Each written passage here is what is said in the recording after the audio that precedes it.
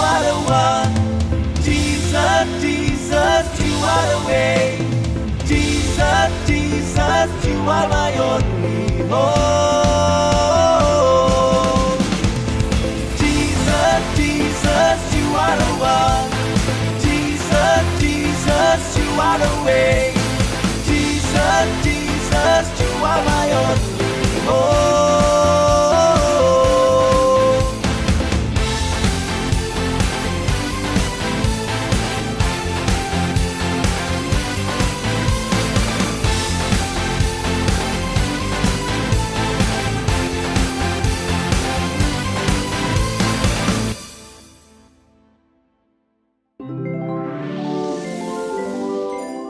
Halo adik-adik, happy Sunday. Wah, senang sekali kakak beribadah dengan adik-adik. Hari ini kakak sudah gak sabar loh untuk memuji dan memuliakan nama Tuhan. Yuk adik-adik yang sudah siap, katakan aku siap. Sekali lagi ya, kita sama-sama katakan aku siap. Nah, sebelum kita mulai ibadah, kita berdoa dulu ya adik-adik. Mari kita berdoa.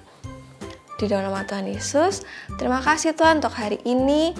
Kalau lagi kami akan memulai ibadah, Engkau yang memberkati ibadah kami hari ini dari awal hingga akhir. Terima kasih Tuhan, kami siap untuk beribadah dan memuji memuliakan nama-Mu. Dalam nama Tuhan Yesus, haleluya, amin.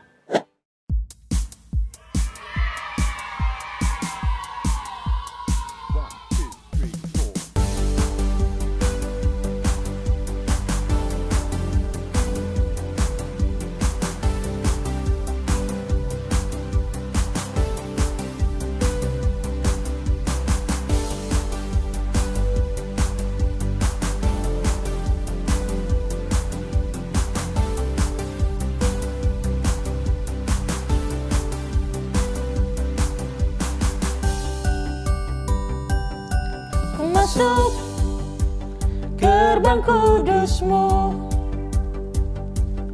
dengan hati penuh pujian, bersyukur atas kasih-Mu. Ku bersorak tinggikan nama-Mu.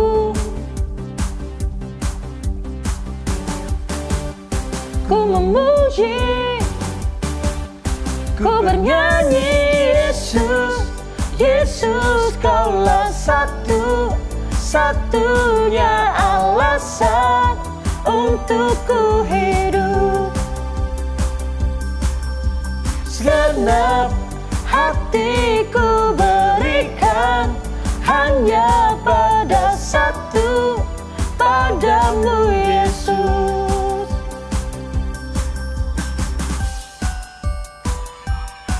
Ku masuk gerbang kudus-Mu dengan hati penuh pujian, bersyukur atas kasih-Mu. Ku bersorak tinggikan nama-Mu.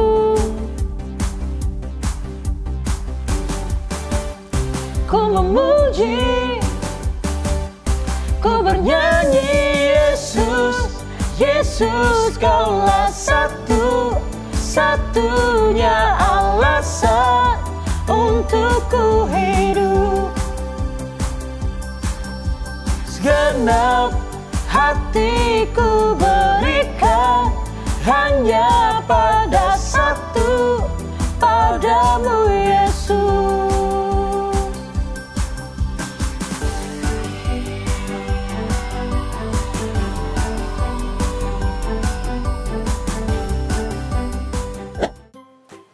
Adik-adik, tahu nggak? Minggu ini kakak itu dapat banyak tugas dari sekolah. Mulai dari tes sampai kerja kelompok gitu, tugas kelompok adik-adik. Nah, karena hari ini hari free-nya kakak mau gunain untuk belajar. Ya, biar cepat selesai ya kan adik-adik. Dan nanti sore itu bestie kakak nih, Kak Iren, bakalan datang dan kita bakal ngerjain tugas kelompok bersama-sama loh.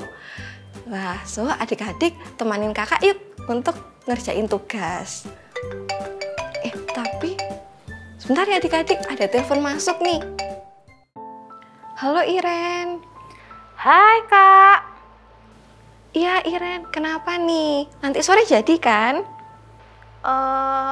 Kak, aku bisa minta tolong fotoin semua catatan yang kamu buat bahan tes besok itu loh. Tolong dong please, pasti catatanmu lengkap. Oh, bukannya kamu juga catat ya Iren di kelas? Kapan hari aku itu ketiduran di kelas. Jadi banyak yang ketinggalan. Tolong dong fotoin, kamu kan baik. Temanku yang paling the best. Oke Iren, nanti aku fotoin. Oh iya, hari ini aku kayaknya gak bisa deh ke rumahmu. Aku diajak papa mama makan bersama karena kan aku ulang tahun kemarin. Belum sempat dirayakan. Gimana kalau kamu kerjakan dulu semua tugas kelompok itu, nanti aku yang jilid sama buat covernya. Loh, Iren, bukannya kita harus kerjain bareng-bareng ya tugasnya? Kan ini kerja kelompok. Iya sih, tapi aku percaya kamu pasti bisa kerjain itu meskipun kamu sendirian. Kan kamu paling pinter di kelas. Sedangkan aku kan jagonya desain. Jadi kita kan udah kerja bareng. Oke, please. Oke Iren, kalau gitu nanti aku kabari lagi ya. Mantul. Aku tunggu ya foto catatannya. Thank you bestie. Muah. Bye. Bye. Adik-adik, Iren tadi tuh bestie kakak ya kan? Tapi kakak merasa nggak enak gitu. Daripada kakak berpikiran negatif ya ke Iren, kakak mau mulai ngerjain tugas-tugas kakak aja deh. Yuk adik-adik, kita harus semangat. Wah, ada suara bel nih adik-adik. Kayaknya ada tamu nih di rumah kakak. Kakak cek dulu ya. Hai Kak Jo. Halo Kak Dewi. Wah, tumben nih Kak. Ada apa ke rumah?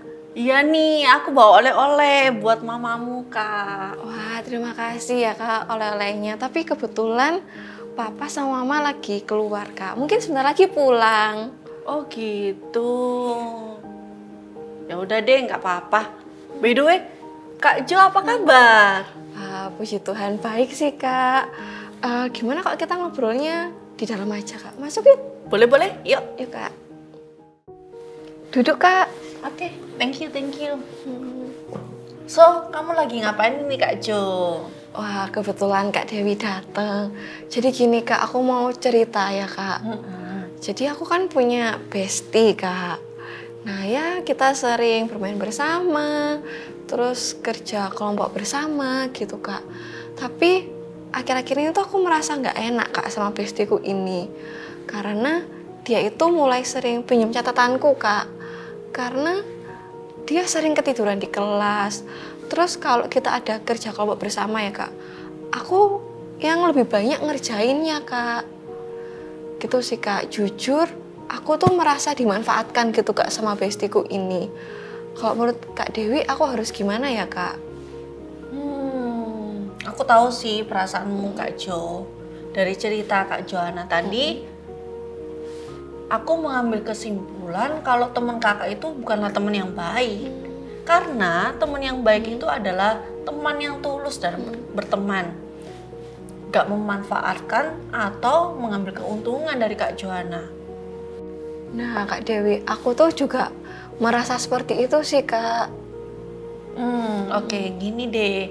Hari ini coba kita belajar ya persahabatan yang ada di Alkitab, yaitu seorang pangeran dan seseorang yang biasa mengembalakan domba. Coba Kak Jo tebak, kira-kira siapa mereka? Wah, siapa ya Kak? Penasaran? Adik-adik bisa tebak nggak itu tentang siapa? Ya, benar. Tentang Daud dan Yonatan, Kak. Oh, lalu gimana sih Kak persahabatan Daud dan Yonatan itu? Coba kita sama-sama nanti bacakan di 1 Samuel 18 ayat 1 sampai 14 serta 1 Samuel 20 ayat 1 sampai 17. Begini ceritanya. Saat Raja Saul membawa Daud untuk tinggal bersamanya, maka itulah Daud berjumpa dengan Yonatan.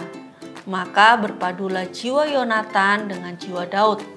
Dan Yonatan mengasihi Daud seperti jiwanya sendiri. Yonatan kemudian mengikat perjanjian dengan Daud. Yonatan memberikan jubah yang dipakainya kepada Daud, juga baju perang, pedang, panahnya, dan ikat pinggangnya.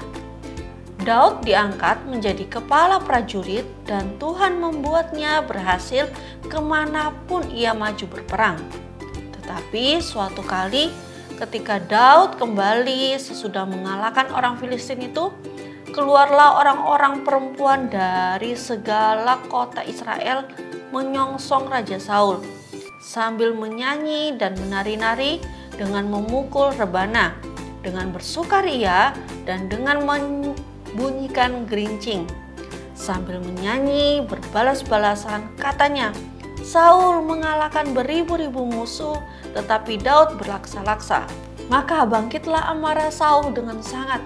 Bahkan Saul berpikir kalau Daud akan mengambil jabatannya sebagai raja. Sejak hari itu, maka Saul selalu mendengki Daud. Suatu kali roh jahat kuasa atas Saul, sehingga ia kerasukan. Dan saat itu, tangan Saul memegang tombak, sedangkan Daud bermain kecapi di dekatnya.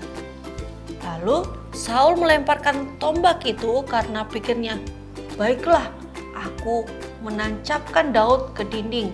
Tetapi Daud mengalahkannya sampai 2 kali. Saul menjadi takut kepada Daud karena Tuhan menyertai Daud. Sedang daripada Saul ia telah undur. Demikianlah yang terjadi. Saul beberapa kali hendak membunuh Daud. Tetapi Saul tidak pernah mengatakan hal ini kepada Yonatan anaknya.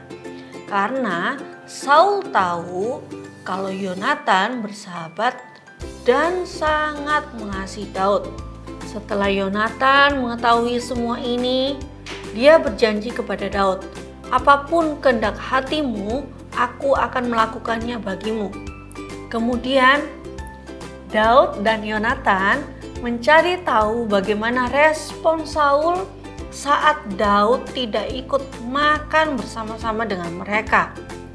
Kalau Saul marah, maka berarti Saul sudah mengambil keputusan untuk mencelakakan Daud. Lalu Daud dan Yonatan pergi padang dan membuat sebuah perjanjian. Yonatan mendoakan Daud agar dia selalu disertai Tuhan saat lari dari kejaran Saul. Dan Yonatan minta agar Daud menunjukkan kasih kepadanya, bahkan kepada keturunannya kalau dia telah meninggal dunia. Saat Daud menjadi raja, dia menepati janjinya kepada Yonatan. Cerita ini ada di 2 Samuel 9 ayat 1-13 yang berjudul Daud dan Mefiboset. Daud ingin menunjukkan kasihnya kepada Yonatan dengan mencari keturunannya yang masih hidup. Dan ternyata masih ada seorang anak laki-laki Yonatan yang cacat kakinya yang tinggal di rumah Makir bin Amiel di Lodebar. Sesudah itu Raja Daud menyuruh menjemputnya. Nama orang tersebut adalah Mefiboset bin Yonatan bin Saul. Lalu segala sesuatu yang menjadi milik Saul dan milik seluruh keluarganya diberikan kepada Mefiboset dan keturunannya. Demikianlah Mefiboset diam di Yerusalem dan ia makan sehidangan dengan Raja Daud.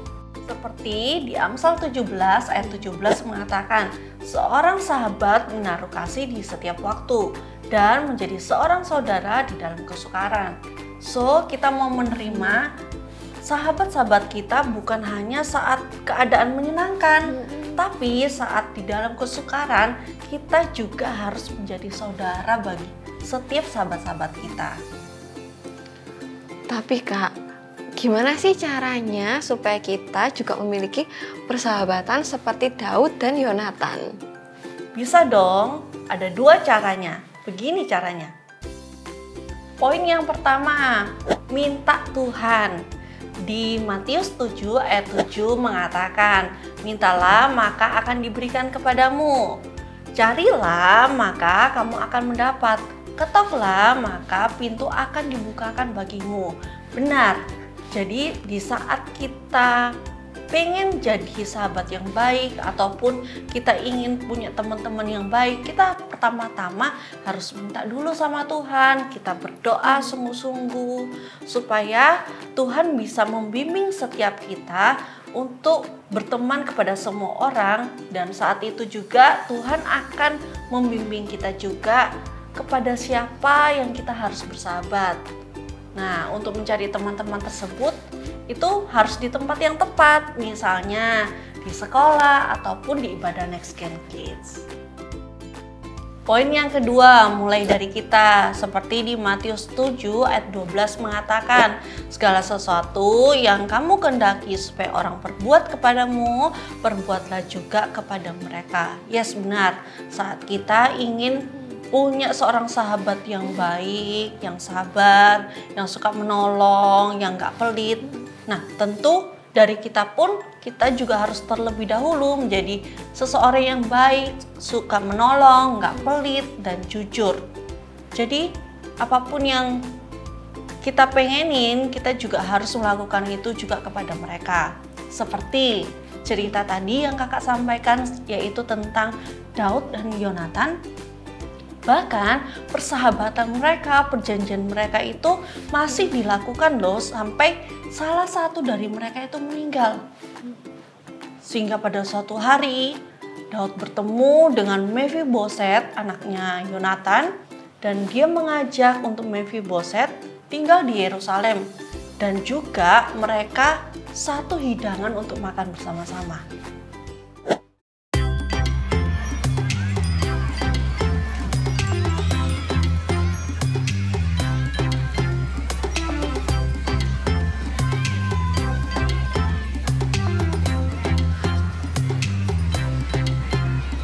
Di terangnya mentari, di gelapnya malam hari, ku tak akan sendiri. Yesus selalu menemani saat senang dan sedih, tertawa dan menangis. Ku tak akan sendiri. Yesus selalu menemani.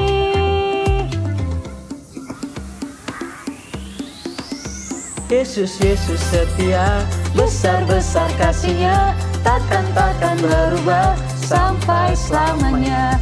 Yesus, Yesus setia, besar-besar kasih-Nya, kukan bersorak, hey, Dia teman setia. Cucu-cucu, cucu-cucu, cucu-cucu, cucu-cucu, cucu-cucu, cucu-cucu, cucu-cucu. Saat senang dan sedih, tertawa dan menangis, ku tak akan sendiri. Yesus selalu menemani. Yesus, Yesus setia, besar-besar kasih-Nya, takkan berubah sampai selamanya. Yesus, Yesus setia, besar-besar kasih-Nya, kukan bersorak, hey, Dia teman setia. Cucu-cucu, cucu-cucu, cucu-cucu, Cucu-cucu, cucu-cucu, cucu-cucu, cucu-cucu. Ku berlari, ku berdiam, ku menari, Yesus selalu di hati, ya teman setia.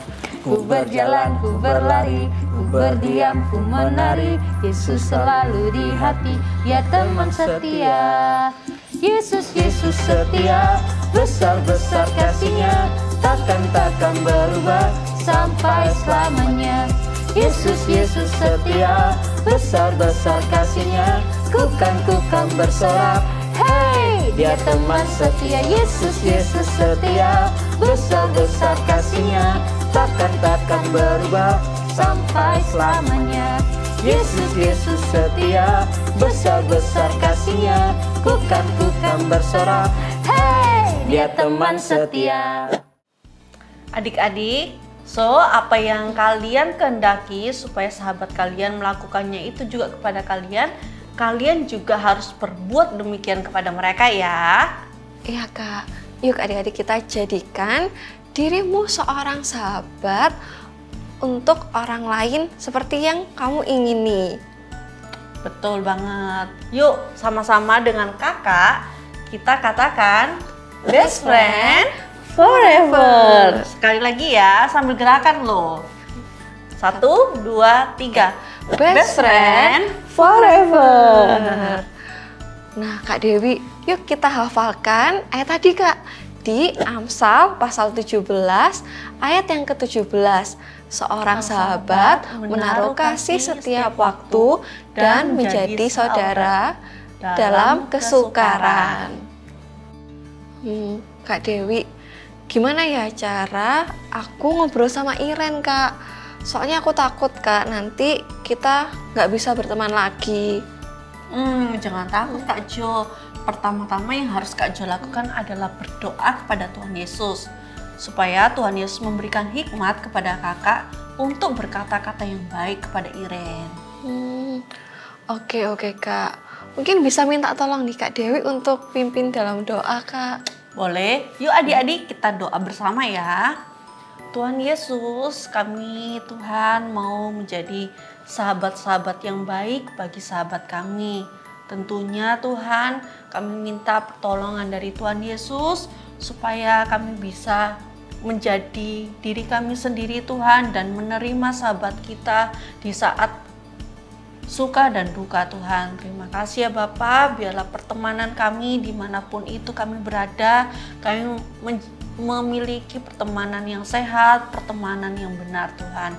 Terima kasih Tuhan Yesus, kami berdoa biarlah setiap sahabat-sahabat kami Tuhan terus mengasihi Engkau Tuhan, dan kami pun juga bisa mengasihi mereka Tuhan dengan kasih yang besar Tuhan. Terima kasih Tuhan Yesus. Adik-adik angkat kedua tanganmu, terimalah berkat dari Allah Bapa, Putra dan Roh Kudus yang mengasihi kalian, yang akan membimbing kalian dan memberikan hikmat dari sekarang sampai selama-lamanya. Hanya di dalam nama Tuhan Yesus kita sama-sama katakan amin. Nah Kak, terus coba ngomong lagi ke Iren. Ini kan tugas kelompok, jadi kan harus dikerjain bersama-sama. Jadi kakak coba tanya ke dia, mau kapan untuk kerja kelompok sama-sama? Oke Kak, aku coba telepon Iren ya Kak. Kebetulan Kak, ternyata Iren lagi telepon. Oh iya, ya bagus itu. Ya udah cepet diangkat. Kakak bilang seperti yang tadi ya. Oke Kak. Wah, halo Iren. Halo juga. Aku minta maaf ya. Loh, kenapa Iren? Oh ini sebenarnya aku tuh males kerja tugas kelompok. Jadi aku tadi cari alasan biar gak usah ke rumahmu. Lagian pikirku kamu kan pinter, pasti kamu bisa kerjain semuanya. Maaf ya Kak, aku sudah jadi teman yang gak baik nih. Sebentar lagi aku ke rumahmu ya, kita kerjakan tugas sama-sama. Wah, oke Iren. Lega sekali loh aku mendengarnya. Iya, aku barusan ikut ibadah online di Next Gen Kids. Kakaknya bilang kalau kita mau mendapat teman yang baik, maka kita juga harus jadi teman yang baik terlebih dahulu. firman Tuhan tadi sungguh memberkati aku loh, Kak. Wow, puji Tuhan, Iren. Kalau gitu aku tunggu ya di rumah. See you. See you. Bye. Bye. Loh Kak, berarti tadi itu Iren ibadah sama-sama dengan kita dong. Wah, iya juga ya, Kak. Best friend forever.